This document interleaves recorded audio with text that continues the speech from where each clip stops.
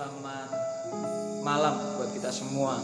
Pada kesempatan hari ini kita akan bersama-sama kembali belajar mengenai firman Tuhan ya. Kalau ada kata-kata mengingat, apa yang ada di pikiran saudara semua? Mengingat berarti tidak lupa. Tapi lupa ini bisa menjadi penyakit bagi manusia. Bisa benar-benar lupa, bisa pura-pura lupa. Tapi Ulangan pasal yang ke-6 ayatnya yang ke-1, ayatnya yang ke-4, 5, 6, di situ dijelaskan bahwa kita harus bisa mengingat apa sih yang menjadi kesukaan dari Tuhan. Apa sih yang menjadi peraturan, perintah dari Tuhan supaya kita benar-benar dikasih oleh Tuhan. Ayatnya yang pertama, inilah perintah, yakni ketetapan dan peraturan yang aku ajarkan kepadamu atas perintah Tuhan Allahmu, untuk dilakukan di negeri kemana kamu pergi untuk mendudukinya. Ayat yang keempat, dengarlah hai orang Israel, Tuhan itu Allah kita, Tuhan itu Esa. Kasihilah Tuhan Allahmu dengan segenap hatimu, dan dengan segenap jiwamu, dan dengan segenap kekuatanmu.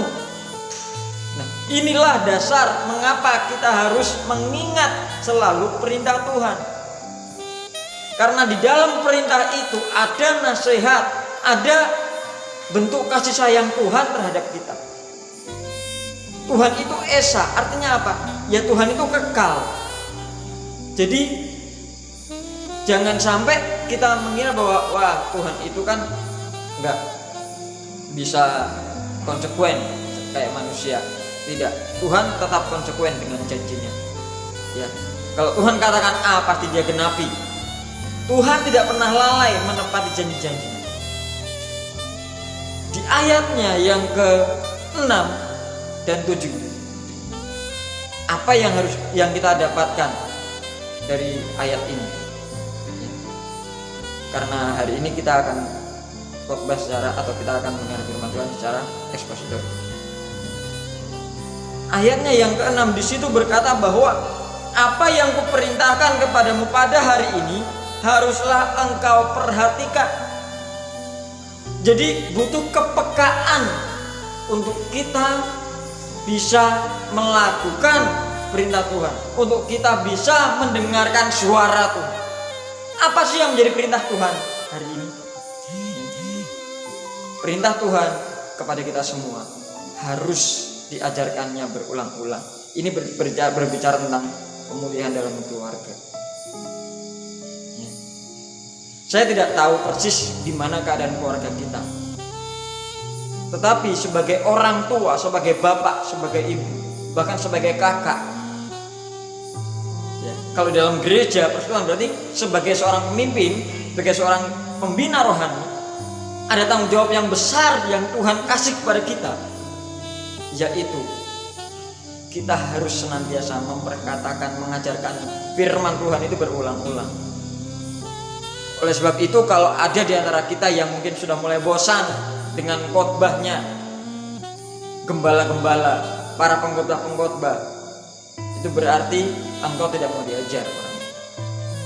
Tapi kalau kita mau diajar orangnya adalah ya nggak apa-apa, mungkin khotbahnya sama terus tiap minggu, itu berarti ada penekanan yang sangat serius yang harus kita ambil dan harus kita lakukan.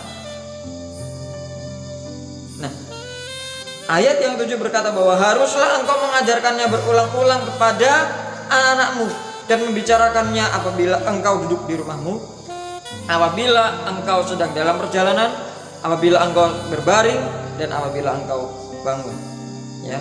Haruskanlah engkau, di ayat 8, mengikatkan. Apa sih hubungannya dengan tema kita selalu mengingat? Ketika kita sudah mengikatkan seperti ikat pinggang, seperti kita memakai sesuatu, ya tentunya kita tidak akan lupa. Tapi kalau kita enggak mengikatkannya, bahkan tidak membaca firman Tuhan, kita tidak melakukannya, ya sama aja kita akan lupa. Ya. Ulangan pasal 8 ayat yang ke-19 berkata bahwa tetapi jika engkau sama sekali melupakan Tuhan Allahmu dan mengikuti Allah lain dan beribadah kepadanya dan sujud menyembah kepadanya, aku memperingatkan kepadamu hari ini bahwa kamu pasti binasa. Jangan sekali-kali kita lupa akan Tuhan dan lupa akan perintah-perintahnya, ketetapan-ketetapannya. Kenapa? Kalau kita tidak ikut aturan main Tuhan, kita akan binasa, disingkirkan. Ya, Tuhan tidak suka. Oleh sebab itu jangan menjadi orang-orang Kristen, orang-orang percaya yang ya aku labelnya saja Kristen tapi tidak mau mengikuti aturan Kristen, aturan firman Tuhan. Bahkan aku kalau ada masalah aja aku ingat Tuhan. Tapi ketika sudah diberkati, Tuhan sudah jawab doa kita tidak ingat sama Tuhan. Ya. Jangan kacang lupa kulitnya, jangan. Ya. Tapi jadilah orang-orang Kristen, anak-anak Tuhan yang senantiasa hidup terus di dalam Tuhan. Mengingat apapun yang terjadi dalam kehidupan kita, ingatlah Tuhan, berdoalah terus, jangan putus asa, karena Tuhan itu selalu ada bagi kita. Oleh sebab itu, kesimpulan daripada renungan firman Tuhan pada hari ini adalah yang pertama dari pembacaan kita, ya, jangan sampai kita bosan terhadap Tuhan. Ya, ibadah-ibadah terus, doa-doa terus, ke gereja terus, dan sampai kita bosan. Bahkan kalau kita dengar firman Tuhan dari siapapun itu yang menyampaikan firman Tuhan, jangan pernah membanding-bandingkan siapa yang berdiri menyampaikan firman Tuhan. Kenapa? Karena itu adalah suara dari Tuhan. Itu yang Tuhan suruh untuk dia sampaikan. Jadi apapun yang disampaikan, ayo kita terima. Ya. Kalau mungkin itu sudah sebulan diulang-ulang terus, itu berarti ada penekanan. Yang kedua kesimpulannya adalah, ayo jangan sampai kita lupa akan kebaikan-kebaikan yang Tuhan sudah berikan kepada kita. Ya. Kenapa?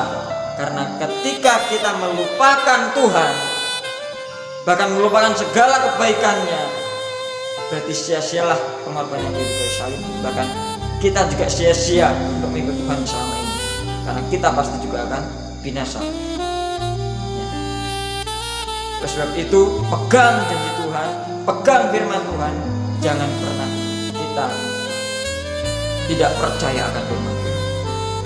Sudah banyak kok tokoh-tokoh Alkitab yang membuktikan, sudah banyak juga orang-orang yang percaya di sekeliling kita yang membuktikan bahwa ketika kita melekat bersatu kepada Tuhan, itu pasti kita akan diberkati senantiasa.